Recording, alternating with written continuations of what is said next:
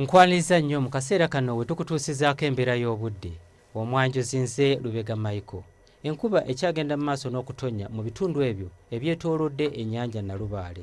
Era bwe tutunuulira ku bifaananyi ebyo ebikubiddwa ku ssemazinga wa Africa, bitulaga empewo ez'omuggundu okuva ku nnyanja Nalubaale okwolekera olubalama olwo, ekireeteddewo enkuba okutonya mu bitundu ebyo ebyetoolodde ennyanja Nalubaale. Enkya ku makya tusuubirayo enkuba okutonya mu bitundu ebyo ebiri mu Kabaale, so nga ate ebitundu ebyo ebyetoolodde ennyanja Nalubaale nabyo tusuubira enkuba okutonya. Olwo ebitundu by'eggwanga ebisigaddewo ebirala tusuubira nti nno akasana kajja keera kwaka nga bwe kakubaakubamu.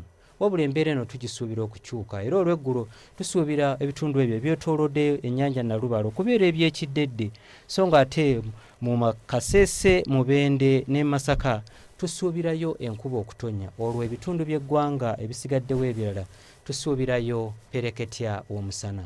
Lyo ebbugumu erya waggulu tulisuubira okutuuka ku degrees 32 mu kitundu ekyo eky'Ekkotido. Kampala, Jinja n'Entebbe tusuubira ebbugumu tuuka ku degrees 28, so nga ate yo mu nsozi ez'e Kabaale ebbugumu erya waggulu tulisuubira okutuuka ku degrees 26. Bwe tweyongerayo mu bibuga ebimu ebusukkansalu w'eggwanga lyaffe mu Arusha ne Nairobi tusuubira omusana okwaka, kyokka nga mu Kigali tusuubirayo enkuba okutonya, ate yo mu Washington tusuubira obunnyogovu nga bw'amaanyi, era nga ebbugumu erya waggulu lijja kutuukira ddala ku degrees 4. Ebyo bye tusobodde okujjira mu kitongole ky'eggwanga ekivunaanyizibwa ku mbeera z'obudde. Nze Lubega Micheal.